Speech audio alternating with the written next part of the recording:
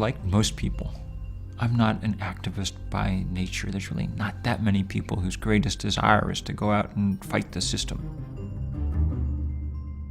My theory of change was, I'll write my book, people will read it, and then they'll change. But that's not how change happens. So I've been kind of forced to go against my sense of who I am most comfortable being. It seems like it's the thing that's required now, and I think it's probably required that an awful lot of us do things that are a little hard for us. Make a little noise, be a little uncomfortable, push other people to be a little uncomfortable. This is really the fight of our time. It is official, 2012 was the hottest year in the United States since weather scientists started keeping records. 2012 was not only the warmest year on record, but also the second most extreme, featuring tornadoes, wildfires, a massive drought, rising seas due to climate change, heat-trapping gases from burning oil, coal, and gas. $10.9 billion in profits. People look at this and they say that's a world turned upside down. Listening to your testimony makes me even more convinced that we need to act to prevent cataclysmic climate change. BP cut corner after corner, and now the whole Gulf Coast is paying the price. How can you justify the record profits you're making? Well, our business is one of very large numbers. Let's bring on Bill. He's an environmentalist and president and co-founder of 350.org. and my guest, Bill McKibben, Our nation's leading environmentalist. We started this thing called 350.org. We're going out and building the kind of political movement that will change things.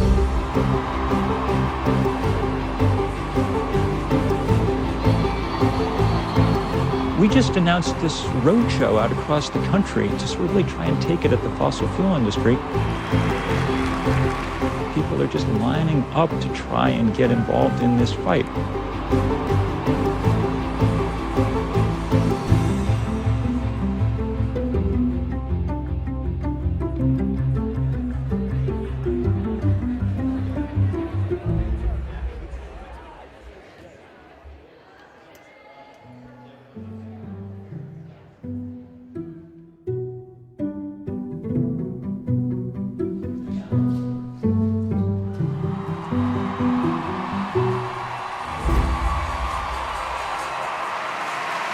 Well, thank you all. Thank you all so much for being here today. It is a great pleasure for me to get to be here tonight. And one of the gifts for me of these last few months was getting, tiring though it was in a sense, to travel around the country. And one of the things that was great was just being reminded what an incredibly beautiful place this is. You know, we got to Denver and it was gorgeous, but the air was full of smoke from fires still burning in December after the biggest fire season ever. And we got through those gorgeous farmland, much of it still, 60% of it still in a federally declared drought. But it's also worth just saying that it's a terrible thing to take a world this beautiful and for the sake of outsized profits for a few people for a little while, lay it to waste. Tonight's the start of the last campaign I may really get to fight, not because I'm getting tired, but because the planet's getting tired. In the world that we've built, where our institutions aren't working the way they should, we have to do more than we should. That news doesn't depress me. In a sense, it excites me because I think we know what we need to do. I think we've peeled away the layers of the onion. We've gotten to the very heart of things. As of tonight, we're taking on the fossil fuel industry directly. The moment has come that we have to make real stands. We're reaching limits. The biggest limit that we're running into may be that we're running out of atmosphere into which to put the waste products of our society, particularly the carbon dioxide that's the ubiquitous byproduct of burning fossil fuel. You burn coal or oil or gas, you get CO2, and the atmosphere is now filling up with it. we know what the solutions for dealing with this trouble are. Many of the technologies we need to get off fossil fuel and onto something else. The thing that's preventing us from doing it is the enormous political power wielded by those who have made and are making vast windfall profits off of fossil fuel. Well, there have been a lot of efforts by scientists to try to estimate whether we are living sustainably in the sense of whether we're consuming planetary resources at a rate that can be continued. The threat that this combination of climate change, water shortages, food shortages, and rising energy prices is enormously troubling to anybody who's aware of the data and the way these issues could play out. You can't keep increasing your economy infinitely on a finite planet. One of the things that humanity is facing is the need to dramatically reduce its carbon footprint over the next 40 years. And we're talking in the wealthy countries about 80 to 90% reductions. We're no longer at the point of trying to stop global warming, too late for that. We're at the point of trying to keep it from becoming a complete and utter calamity. We shouldn't have to be here tonight. If the world worked in a kind of rational way, we shouldn't have to be here. 25 years ago, our scientists started telling us about climate change. I played my small role in that by writing the first book about all this in 1989 for a general audience, a book called The End of Nature.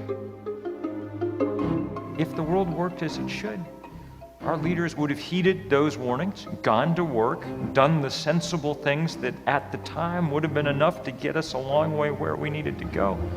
They didn't, and that's why we're in the fix we're in. This is the biggest emergency the human family has faced since it came out of the caves. There is nothing bigger. All these issues matter, immigration and healthcare and education, but this one is really about the physical change of the planet. We all have been saying we need to save the planet. But as I think about it, the planet's going to be around for some time to come. What's at stake now is civilization itself.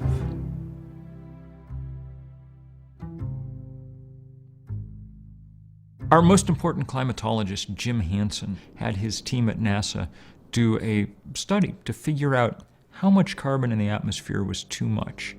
The paper they published, maybe the most important scientific paper of the millennia to date, said we now know enough to know how much is too much. Any value for carbon in the atmosphere greater than 350 parts per million is not compatible with the planet on which civilization developed and to which life on Earth is adapted. That's pretty strong language for scientists to use.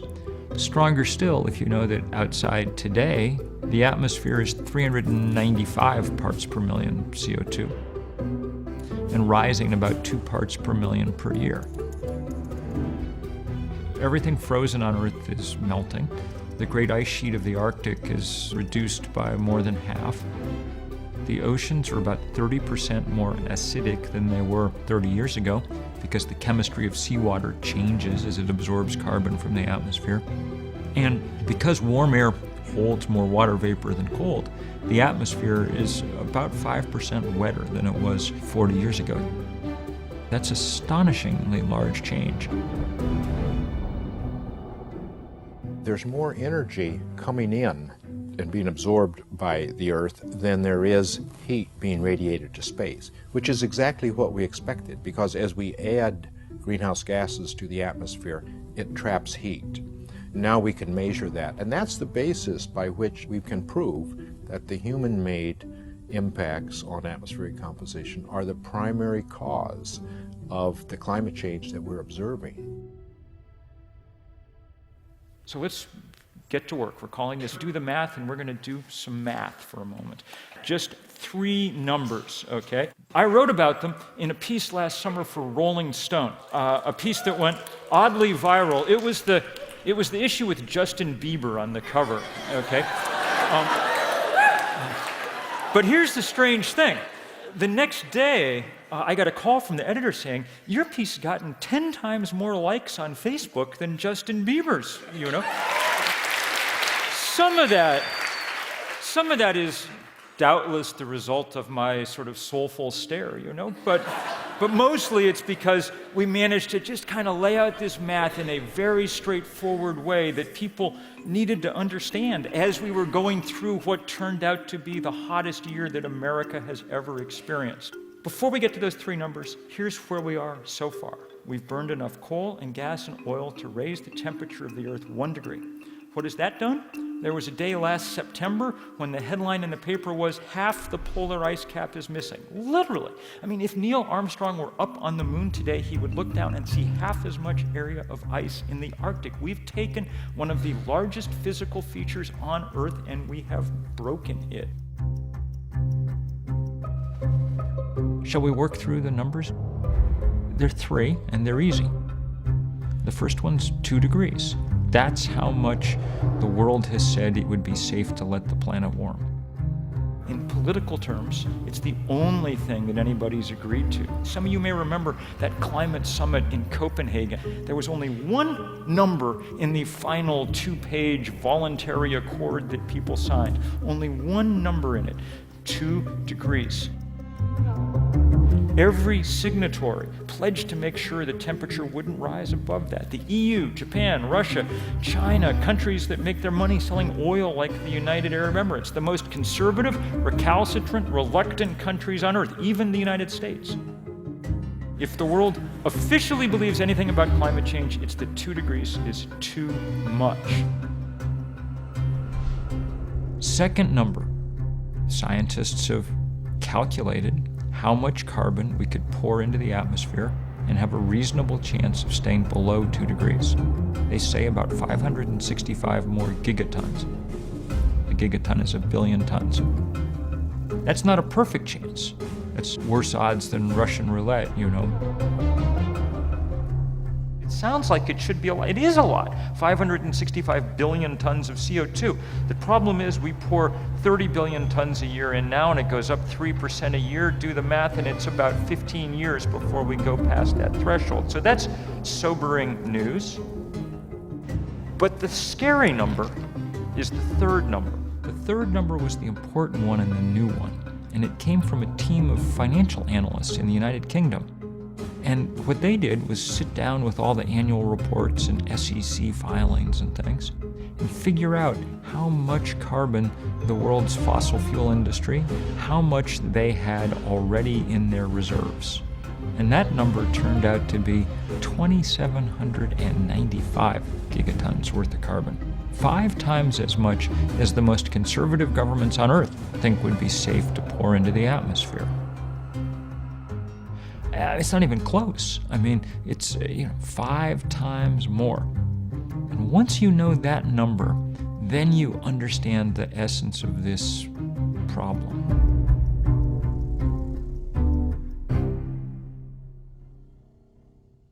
What the fossil fuel industry is doing is locking us into a future that we can't survive, that humanity cannot survive. And we know this because just at the end of 2012, we heard this from 3 different conservative sources simultaneously. The World Bank, the International Energy Agency, PricewaterhouseCoopers, hardly a hippie outfit, all told us that if we do nothing but more of the same, if we dig up those reserves, we are headed towards 4 to 6 degrees warming Celsius. These numbers show, and I want to be absolutely clear here, these companies are a rogue force. They're outlaws. They're not outlaws against the laws of the state. They get to write those for the most part. But they're outlaw against the laws of physics. If they carry out their business plan, the planet tanks. And we have all the engineers and entrepreneurs we need. The thing that's holding us back above all else is the simple fact that the fossil fuel industry cheats. Alone among industries, they're allowed to pour out their waste for free. Nobody should be able to pollute for free. You can't, I can't, we can't walk out of here and go litter for free. If you do, you get a fine. If you run a small business, you can't just dump all the garbage in the road. You gotta pay to have it hauled away or you get a fine. The only people who can pollute for free are these mega polluters when it comes to carbon. Big oil, big coal. If you get a $25 fine for littering, you're going to pay $25 more than all of the industrial polluters have ever paid in 150 years for the carbon they've been dumping. That's how whack this whole thing is. It's almost how we define civilization. You pick up after yourself, unless you're the fossil fuel industry, then you pour that carbon into the atmosphere for free, and that is the advantage that keeps us from getting renewable energy at the pace that we need. We should internalize that externality. The only reason we haven't is because it would impair somewhat the record profitability of the fossil fuel industry, and so they have battled at every turn to keep it from happening. These are rogue companies now. Well, once upon a time, they performed a useful social function. For a long time, the U.S.'s engine was fossil fuels like oil and coal to power trains, to power cars, to power industry. In the mid-1900s, we realized that there were consequences. If you look at industries like coal now, we just did a report with Harvard Medical School that showed that if they actually paid for what they're doing to us, what we're paying indirectly for that electricity, coal would cost anywhere from 3 to far more times its current cost. They would be out of business. And that is just financially and morally bankrupt. When a utility burns coal, it is the cheapest source of fuel. But they're not paying the full price. The externalities, the additional costs to society, to human health, to the environment, are not factored in as a cost of doing business. We subsidize the fossil fuel industries. We are paying them to continue to keep polluting, and this means all kinds of things. It's tax breaks, it's loans, it's the fact that armies protect their pipelines and protect their trade routes. You're helping them stay on top and preventing their competitors, like renewable fuels, from competing. What we need is a level playing field. We could be using that public money, taxpayer money, to make the shift to green energy. Occasionally, they will pretend to be seeing the light. 10 years ago, BP announced that their initials now stood for Beyond Petroleum, and they got a new logo.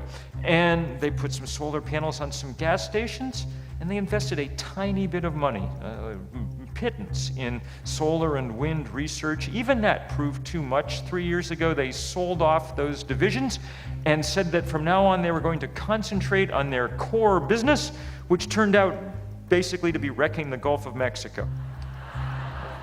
Why are they so fixated on hydrocarbons? Because these are the most profitable enterprises in human history. The top 5 oil companies last year made $137 billion. That's $375 million every day. That's a lot of money. They got $6.6 million in federal tax breaks daily. They spent $440,000 a day lobbying Congress. Rex Tillerson, the head of Exxon, made $100,000 a day. Which, by the way, one of my favorite talking points is that climate scientists make up their findings because they're in it for the grant money, okay?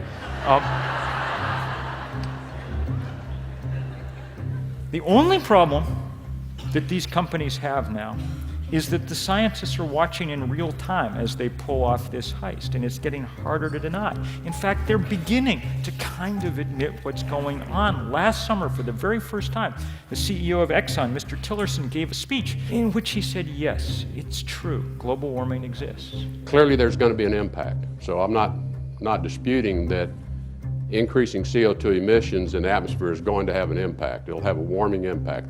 But since the only way to stop that would be to take a hit to the company's profitability, he immediately tried to change the subject. It's an engineering problem, and it has engineering solutions. Really? What kind of engineering solutions were you thinking?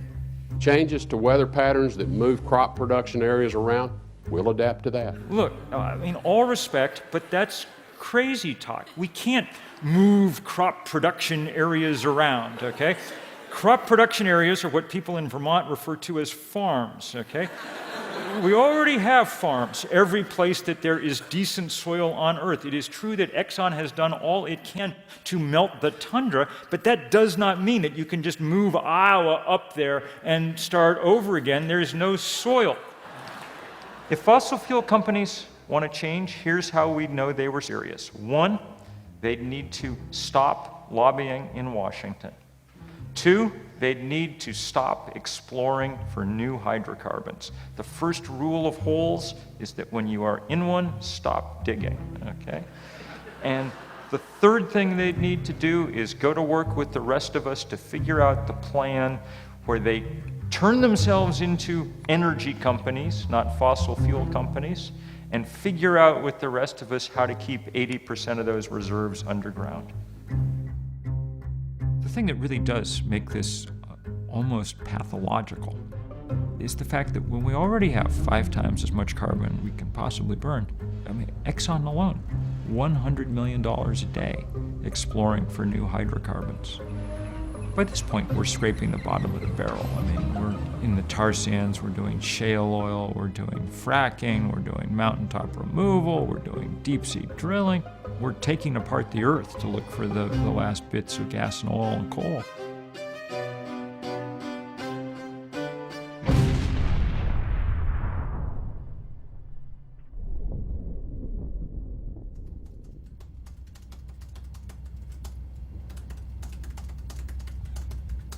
I find that when I get depressed, the best antidote by far is action, and I think that that's true for most people. The problem with climate change is that it seems too big for any of us ourselves to take it on, and indeed it is.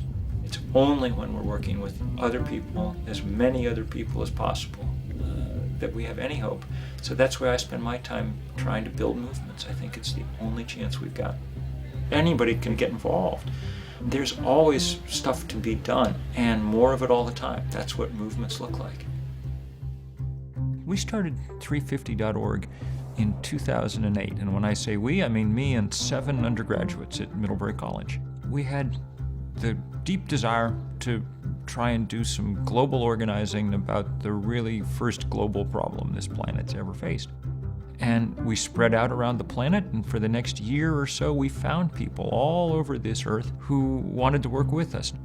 We asked them all to take one day, and this, our first big day of action was in the fall of 2009. We said, will you all join us for one day? Will you do something on that day to take this most important number, 350, and drive it into the information bloodstream of the planet? For the next 48 hours, pictures just poured in, many a minute. Before it was over, there'd been 5,200 demonstrations in 181 countries.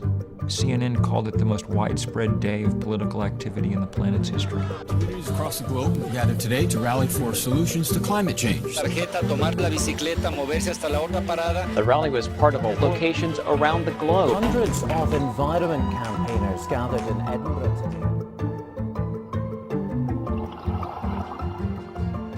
So we've gone on since then to do more of these big days of action. We work in every country but North Korea. We have had about 20,000 rallies or so. And we've gone on to do more direct things, spearhead the fight against the Keystone Pipeline, organize the largest civil disobedience action in 30 years. Now the high-stakes battle over whether the Obama administration should approve a major oil pipeline bisecting the U.S. Would transfer tar sand from Alberta, Canada, down to the Gulf of Mexico. The type of oil the pipeline would carry is far more toxic. Among the dirtiest of all fossil fuels. This pipeline has proven to be very controversial. To the federal government to decide whether or not to give Keystone XL the green light.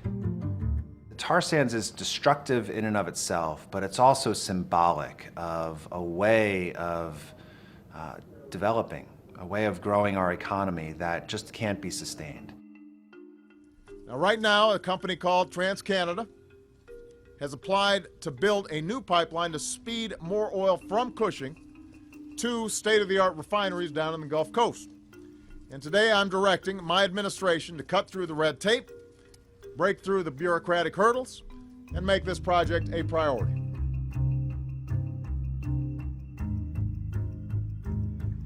August was the beginning of the people's veto of this whole proposal, We will never give up until the very idea of Keystone XL is dead and buried. Tar sands are the turning point in our fossil fuel addiction. The fundamental fact is that as long as fossil fuels are the cheapest energy, they will continue to be used. The solution is to begin to put a price on carbon emissions. We, the American people, should not have to sacrifice our land and water to meet TransCanada's bottom line. We stand here right now because we are at our lunch counter moment for the 21st century. President Obama, do the right thing. We are at a tipping point in America's history for this environmental movement. If you are going to be risking arrest, you're going to be lining up on this sidewalk. When I saw the acts of civil disobedience in front of the White House, people saying, I will not let this Keystone pipeline be built. I won't let us be committed to an energy plan based on fossil fuels. You know, the people that got arrested in front of the White House, those were not people who were all self-identified environmentalists. Those were farmers and ranchers. Those were people from indigenous communities. Those were business leaders. Those were grandparents and moms and dads. We're really starting to see an expansion of the group of people that are fighting this fight, but we have a lot further to go on that. I've been forced to do things I didn't imagine I'd ever do. Stand up on a stage in front of thousands of people, go to jail. We're probably not going to be able to stop them all, one pipeline, one mine at a time. We're also going to have to play, offense. We think one thing the fossil fuel industry cares about is money, so that's what we're going to go after. You want to take away our planet and our future, we're going to try and take away your money, we're going to try and tarnish your brand. This industry has behaved so recklessly that they should lose their social license, their veneer of respectability. We need these guys to be understood as those outlaws against the laws of physics, and we need to take away some of their power, and there's a lot of ways we're going to do it. One tool, first tool, is divestment. We're going to ask or demand that institutions like colleges or churches sell their stock in these companies. The logic could not be simpler. If it's wrong to wreck the climate, it's wrong to profit from that wreckage. That argument has worked in a big way exactly once in U.S. history. There had been scattered violent incidents in the Athlone mixed-race neighborhood. Authorities returned fire without warning. Organized, vocal, and committed, students urged the university to divest itself of all investments in South Africa. That's what happened during the fight against South African apartheid, when at 155 colleges and universities, people convinced their boards of trustees to sell their stock. And when Nelson Mandela got out of prison, one of his first trips was to the U.S., and he didn't go first to the White House. He went to Berkeley to say thank you to the University of California students who had forced the sale of $3 billion worth of apartheid-tainted stock. Here's what we demand. 1, no new investments in fossil fuel companies. 2, a firm pledge over the next 5 years that they will wind down their current positions. It's not unreasonable. It's hard, but it's not unreasonable. I'll give you a piece of news. The first college in the country to divest all its stock from fossil fuel companies is a college in Maine called Unity College with a $13 million endowment, and none of that $13 million at this point is in fossil fuels anyplace. Divestment really, in one sense, was a no-brainer for us. When you look at other institutions and their struggle with whether or not to divest, it really boils down to one simple thing: willingness. The mayor in Seattle, he said, I spent the afternoon with my treasurer, and we're figuring out how we're going to get the city's funds out of fossil fuel companies. Welcome everyone to our event tonight. divesting from fossil fuels, a conversation with students from Barnard Columbia, the New School, NYU, and Hunter College. Students are asking for divestment. The fact that we have over 250 movements on different campuses around the country means that we have severely challenged that veneer of social respectability. They understand, like the religious denominations and cities that are also doing this, they understand what those numbers mean. It's inconsistent with the reason these institutions exist for them to continue to invest in something that is dedicated to the destruction of civilization. We're asking the administration at NYU to divest the university endowment from the fossil fuel industry. We can reinvest in our antiquated infrastructure and make our buildings more energy efficient. People are always looking for this silver bullet. Instead, it's the silver buckshot. How this campaign fits into the greater scheme of things is that this is just one of those ways in which we can take action. These are the kind of solutions that the university should be leading on. And they should be saying, we're going to take the money that's piled up in our endowment that right now is either doing nothing or doing harm, and we're going to take that money away from the problem makers, give it to the problem solvers. Once you know what's evil, now if you're ignorant, you got to pass. But once you know what's evil, you have a moral responsibility to withdraw your energy from it. We are participating in the destruction of our own world even if we don't want to, because the fossil fuel industry is so intertwined in so many aspects of American life. They rely on our corporation to continue what they're doing. But what if we said no? The divestment work is a piece of that. And what it does is it has the ambition of transforming hundreds, thousands of institutions in the US to be allies rather than adversaries. We as everyday people have so much power. If you are a member of a church, you have the ability to work with your fellow congregants to make sure that your church is not investing in fossil fuel companies. If you are a student on a college campus, not only do you have the opportunity, I think you have the responsibility to work with your fellow students to make sure that your institution of higher learning is not investing its endowment in the companies that are destroying your future and this planet. We have to send a message, a very clear message to big oil, big energy, that we are going to hold them liable and we are going to divest if they won't themselves begin to change. There is nothing, and I mean nothing, radical in what we are talking about here. All we're asking for when we talk about climate change is a planet that works the way that it did for the last 10,000 years. A planet that works the way the one we were born onto works. That's not a radical demand. That's, if you think about it, a conservative demand. Radicals work at oil companies. If you wake up in the morning to make your $100,000 a day, you're willing to alter the chemical composition of the atmosphere, then you're engaged in a more radical act than anyone who ever came before you. And our job is to figure out how to check that radicalism, how to bring it to heel, how to keep it from overwhelming everything good on this planet. And here's the good news. Since I've been giving you lots of bad news, here's the good news. There's plenty we can do. The long-term solution to climate change is very clear. We need to make the leap to renewable energy, and we need to do it quickly, which will be hard. It'll be the hardest thing we've done since, gearing up to fight World War II or something. But it's by no means impossible.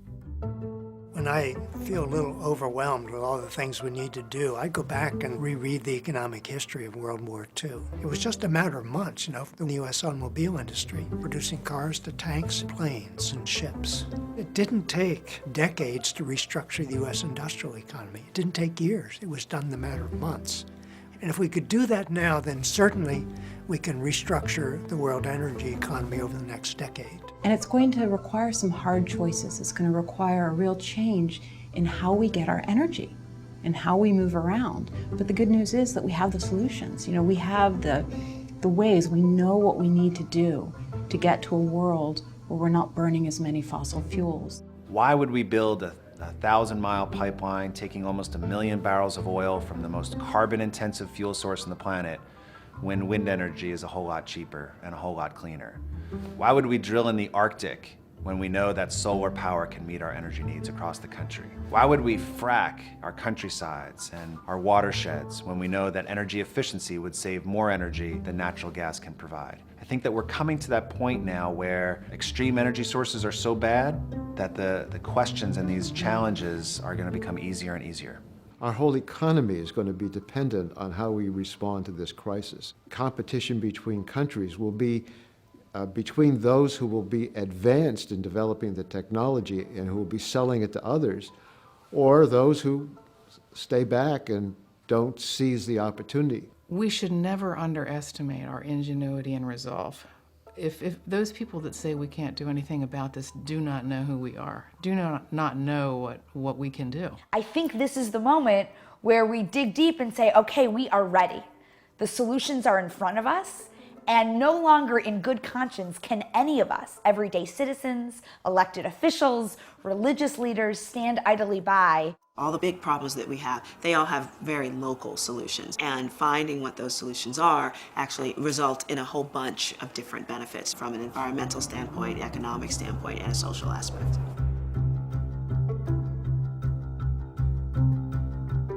We are in a situation where we're going to have an ecologically sustainable economy for everybody, or ultimately we won't have one for anybody. It's just the smart thing to do to bet on the future and to begin to invest in the future. The past has a lobby, and it's a well-paid lobby, and it comes right out of big oil and big coal. The future doesn't have a lobby until now. We have to be as sophisticated as the system we're trying to change. The legislation that Senator Boxer and I are introducing with the support of the leading environmental organizations actually addresses the crisis. A major focus is a price on carbon and methane emissions. I think a lot of people wonder, maybe still wonder, whether our political system is up to this task. In the largest sense, I don't know if we can win this fight. There are scientists who think we've waited too long to get started. Clearly, the power on the other side is enormous. Every once in a while, I get discouraged. There was a TV reporter who was, sort of grilling me. He said, well, this just seems impossible. You're up against the richest industry on earth. This just seems like one of these David and Goliath stories. What chance do you have? And I was thinking, oh, you're right. This is terrible. But then I thought, and since we're in church, maybe this is apropos, I thought, I know how that David and Goliath story comes out. David wins against the odds, okay? I don't know if we're gonna win, but we have real chance. We know that civil disobedience has helped to achieve great things. It's helped to secure for women the right to vote. It's helped to end segregation. And so we know that we can't win on climate change if we continue to dither, if we continue to talk about it but not do anything. We have a moral catastrophe on our hands. We have to do this because our democracy has been subverted, our laws have been subverted. As I say it's criminal, and I say that not lightly. When you have no recourse in our democracy, legally or democratically, we not only have the right, but we have the duty to break the law, to show our discontent. As a nation, we can come together. This is not about Republican or Democrat, it's about humanity. We're connected to each other, and that organizing has got to be the basis for this kind of larger fight. We're very glad to be here. Some of us are especially glad to be here because we're glad to be out of jail, where we spent much of yesterday in this demonstration about the Keystone Pipeline, and that's, of course, one of the reasons that Americans are descending on this city this week. Thousands of people marched past the White House and urged President Obama to take strong measures to combat climate change. The second high-profile event organized in a week by groups including the Sierra Club and 350.org. I'm here because I have an obligation to my children, my ancestors, our future generations. If this pipeline goes through, it will be at the cost of human life. When disaster strikes, it's not going to know race, color, or creed. The fossil fuel barons, their lawyers, their spin doctors are losing their grip on our country's psyche. We're not going to create the clean energy economy when one side beats the other. We're going to win when we all come together for solutions that work for all of us. And the good news is that in this country, when we finally decided that we're going to take action on a moral question at the center of who we are, we tend to respond, when we respond, explosively. That is the epic struggle of this century, and we're going to meet it. If we don't, we won't have a 22nd century. Whenever a great generation stands up, it stands up based on idealism. It stands up based on moral courage, and that's what's happening now. This is the last minute in the last quarter of the biggest, most important game humanity has ever played. The reality of our movement is this: if we fail, the consequences are dire. None of you could be in a more important place than you are right now. Part of this battle against the very deepest problems we've ever faced. Very few people on Earth ever get to say, I'm doing the most important thing I could be doing any place on the planet at this moment in time, but you guys get to say that because you are on the front lines of this all-important battle. I think we can win this fight. I think we can win it if we act as a community, if we do not do anything that would injure that community, but instead build and knit that community together in a way that allows it to take powerful action. We know the end of the story. Unless we rewrite the script, it's very clear how it ends with the planet that just heats out of control. So, that's our job, to rewrite the story. All I ever wanted to see was a movement of people to stop climate change, and now I've seen it.